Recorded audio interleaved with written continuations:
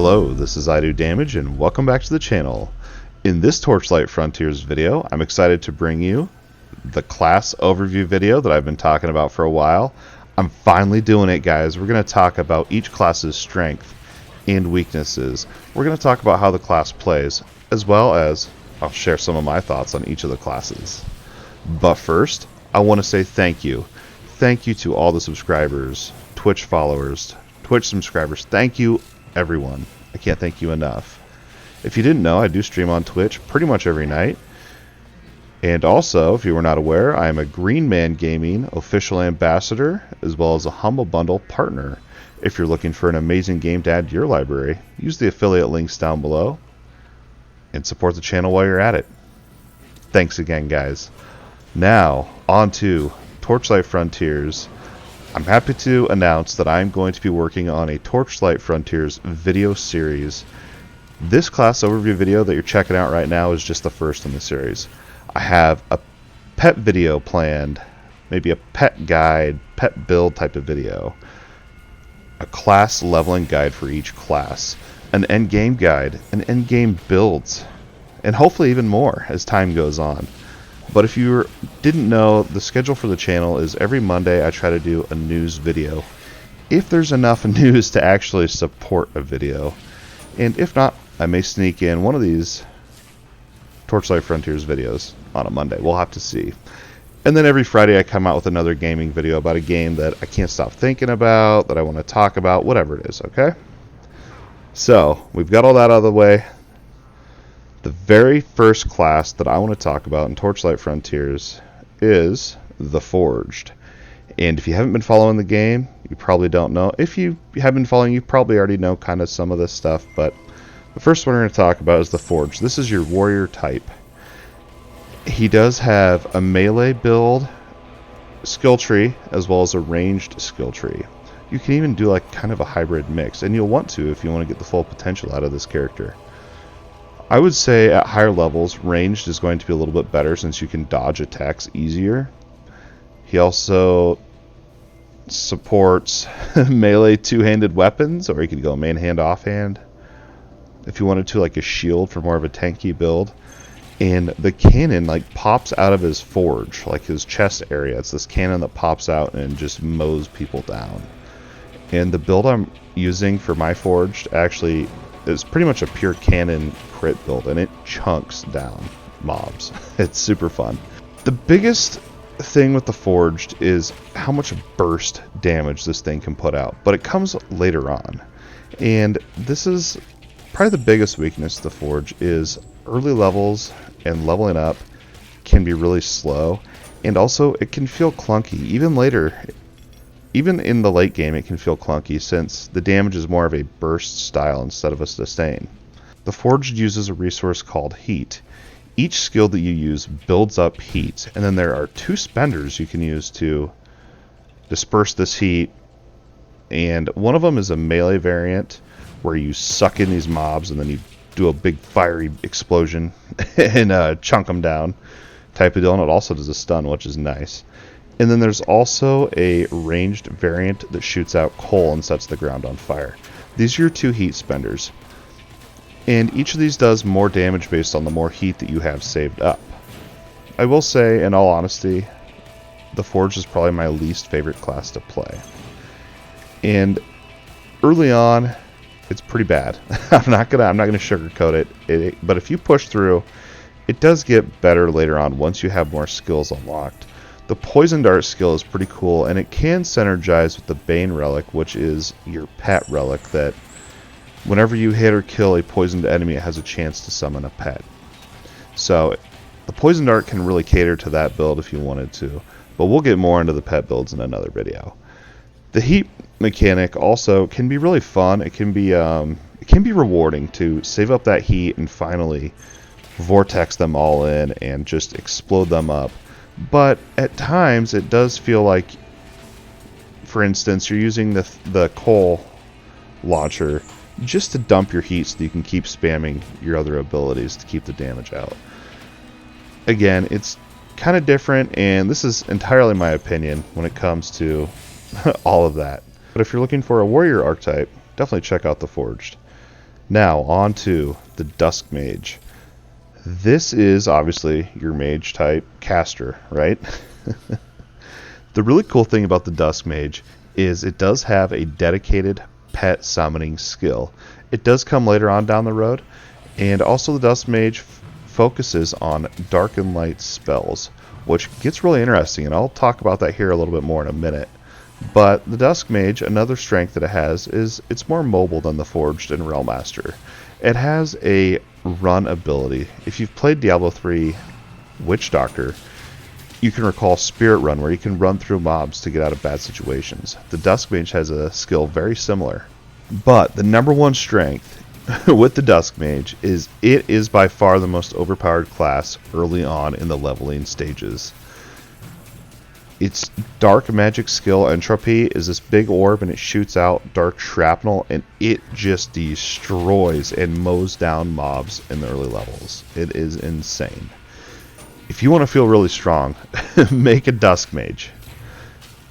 Now, the number one weakness, as it is a mage, so it should be obvious, is it is squishy, and it can die really fast if you're not looking out. The resource the Dusk Mage uses is mana. Really simple. I don't think there's anything special there.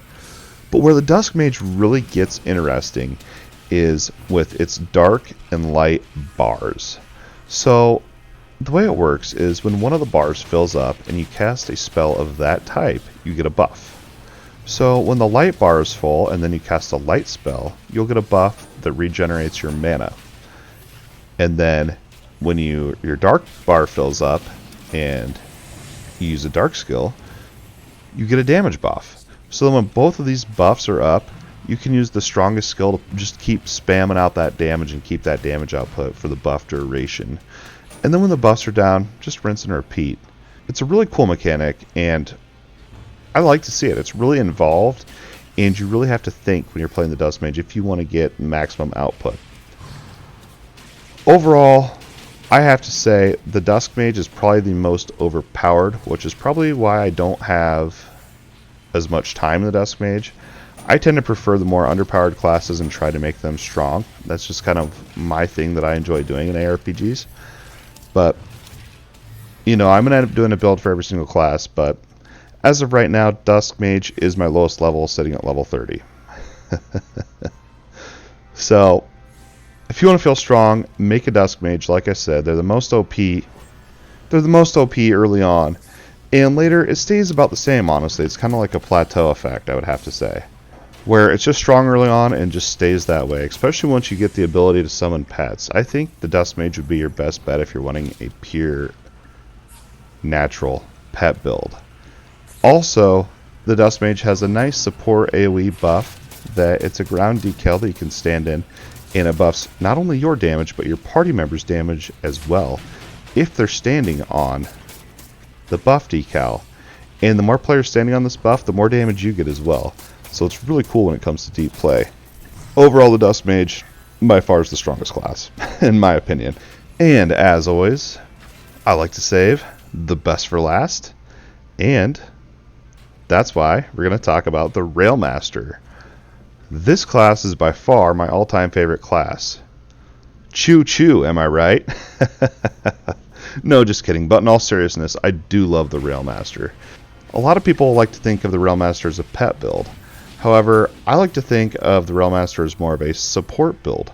And the reason I say that is because you do have the train, it follows you around, but really it gives you more buffs. You take less damage, it can heal you, and also it does just passive damage, and it has a few active abilities that really just support your character and your playstyle. The main focus on Railmaster, if you haven't noticed from all the videos you've seen, is the train car that follow you around. And also, you have a skill tree that is based on mostly your melee attacks. There's a few ranged variants in there, but this class is really a strong melee. I would almost say the Railmaster is more melee than the Forged. So when it comes to the strongest point of the Railmaster, I have to say is obviously the train mechanic. And also, I think the Railmaster is by far the strongest class late game. However, getting to that late game and getting to that super OP build that I plan to make a video on later.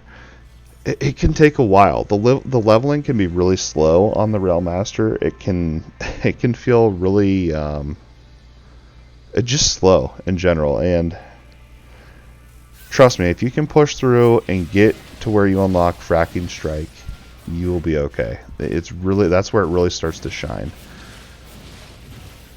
The Railmaster, like I said, is more melee focused, which you could consider to be another weakness, as you take a lot more damage if you're in melee range. But you can kind of kite out of bad situations and have that train kind of follow you and kind of take care of the mobs while you're trying to kite around. So there's that too. Now, the Railmaster's resource is called Endurance, and Endurance recharges over time. As it is right now, you can have a total of 5 Endurance at max. So any second that you're not using Endurance and you're at 5, you're wasting your resource, really. You should always be trying to recharge resource. And one thing I'd really like to see with the Railmaster is a way to get more than 5 Endurance. I bet we see that added later on. I'd like to get more charges to save up to really burst down a boss or whatever it is. And with the resource, I want you to note that later on down the road, you can get a skill that gives you a passive benefit where you get a chance to regain an endurance charge on a melee attack. So this really caters even more to that melee type build. Overall, I gotta say, if it's not obvious by now, the Railmaster is by far my #1 personal favorite class in the game. It's just so unique, and I just love the train mechanic. Like I said, it's a very slow at first, very slow leveling. Make sure you try to level with friends or something, because the first few levels can really be tedious. The attacks are slow, but trust me, late game, this guy really shines, and I think you'll have a blast with Fracking Strike. It's OP. It's really OP, especially when you get like chain back-to-back Fracking Strikes. It's just insane, and on top of that, it looks cool. Anyway, that's going to wrap it up for my class overview video. I hope you guys enjoyed this. I hope you had as much fun as I did in talking about this. And I'm glad to finally have the video out there, guys. I really hope you enjoyed the video. If you did, don't forget to like and subscribe. And ring that bell so you can get notified when I upload more videos to the channel. Also, don't forget to check out my Twitch channel. Drop a follow so you know when I go live. Check out some gameplay footage. Come nerd out with me, man. Honestly, guys, I can't thank you enough. As always, thanks for watching. We'll see you next time. My battery's pretty low. Do you see with clarity? Gotta tell you I know.